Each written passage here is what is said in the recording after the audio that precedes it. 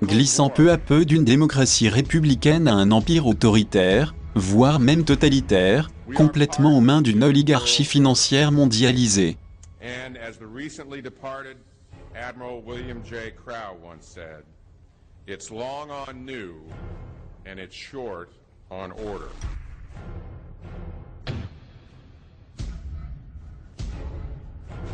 Walter Isaacson wrote a wonderful book about some of the wise men who helped shape the New World Order following the Second World War.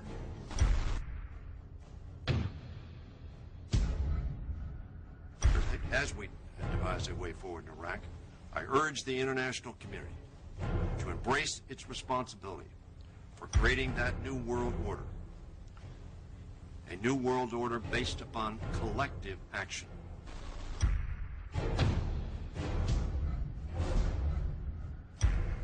The transatlantic partnership was never just the foundation of our security.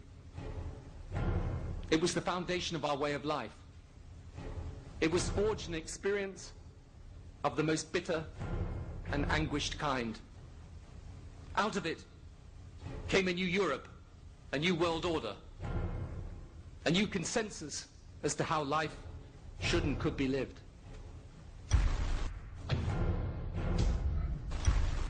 And just like that, it was gone. It was a new world order. That's what President George H. Bush said. Harvard historian Francis Fukuyama pronounced the end of history. In fact, when it is used, that person is often dismissed out of hand because of the perception that it is nothing more than a conspiracy theory. Actually, the idea of global governance in a one world order has been around for centuries, and the term New World Order has been used frequently in recent history. The New World Order means different things to different people, but to those who expect to be in control of it, it means the same thing. It means all the world under their control. They believe that somebody must rule. After all, people are too darn dumb to know how to rule themselves. They figured that that's their role. The first in-depth publication of note was Samuel Zane Batten's work, The New World Order, which was published in 1919. Under the cloak of Christianity, this order speaks of a new world rising and advocates social control over all people and all resources. It promotes a world federation with a world parliament, an international court, and a global police force. Some of its goals are as follows. Community. The danger and loss in crime and degeneracy. The determination to make community life safe, sanitary, wholesome, and moral. Industrial. The disappearance of class distinctions and the solidarity of all interests in the economic process. National. The conception of the nation's welfare as the supreme concern, with the policy that everything shall contribute to this end, and every person must do some useful work. International. The creation of an international mind, with a world consciousness and a world patriotism. The destruction of every arbitrary power that can separately and of its single choice disturb the peace of the world. Well, government is good, right? It put an end to war. Well, it could put an end to war because you just only have one dictator. I think Adolf Hitler had that in mind. He wanted a world government too, with himself as the master leader. Many have regarded Hitler as the apex of evil, a true heart of darkness. But how many people know that Hitler had his own vision of a new world order? Hitler had been promoted by the establishment. He graced the cover of Time magazine many times and was their Man of the Year twice. His vision was simple: unify Europe and then the world. The only real difference was that his order was racially motivated, instead of being based solely on religion. He even wrote a lesser-known follow-up to Mein Kampf in 1928 that many have dubbed My Order, or New World Order. President Roosevelt would condemn this order prior to World War II. Nazi forces openly seek to establish systems of government based on the regimentation of all human beings by a handful of individual rulers who seize power by force.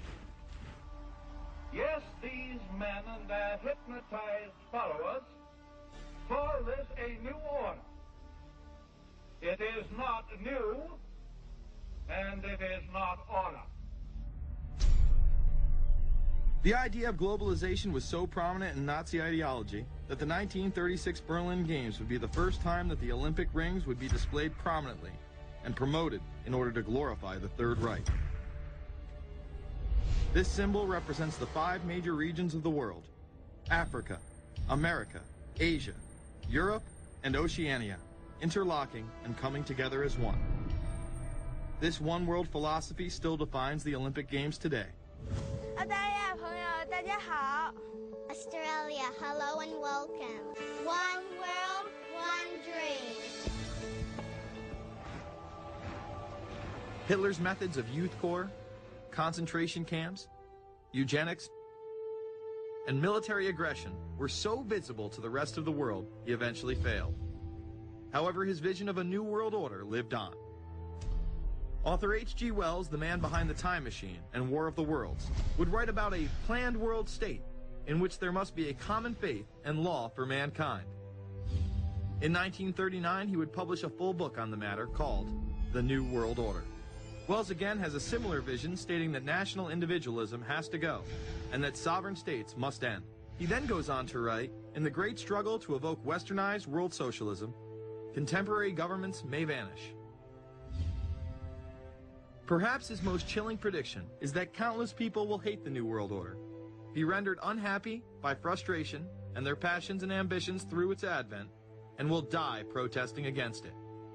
Many of them quite gallant and graceful-looking people. Collectivism is that concept where individuals are considered to be discardable, and that the group is more important, and that the ultimate group, of course, is the state.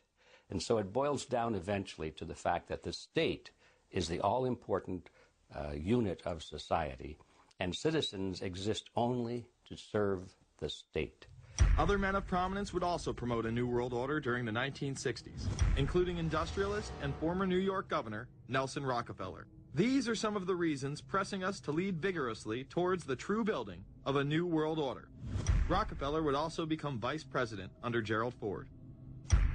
Religious leader Pope Paul VI, delegates to international organizations, public officials, gentlemen of the press, teachers and educators, all of you must realize that you have your part to play in the construction of a new world order. As well as former President Richard Nixon. And the hope that each of us has to build a new world order. However, Nixon was largely a mouthpiece for his most dominant advisor, Secretary of State Henry Kissinger. Kissinger may be the most vocal proponent for a new world order of his era. He has called for it time and time again, in policy papers, meetings, and interviews. Time magazine recognized both Nixon and Kissinger as Men of the Year after announcing their New World Order in China. However, they were working on it long before. In these once classified documents, they both discussed the new order with the president of Indonesia. Mainstream media was even critical of Kissinger's vision in the early 70s. In ragged, spasmodic fashion, a new world order is coming into being, but it looks less and less like the world order that Mr. Kissinger had constructed in his own mind. Kissinger's New World Order would fall under the radar for some time. However, it saw a vast revival during the first Bush administration.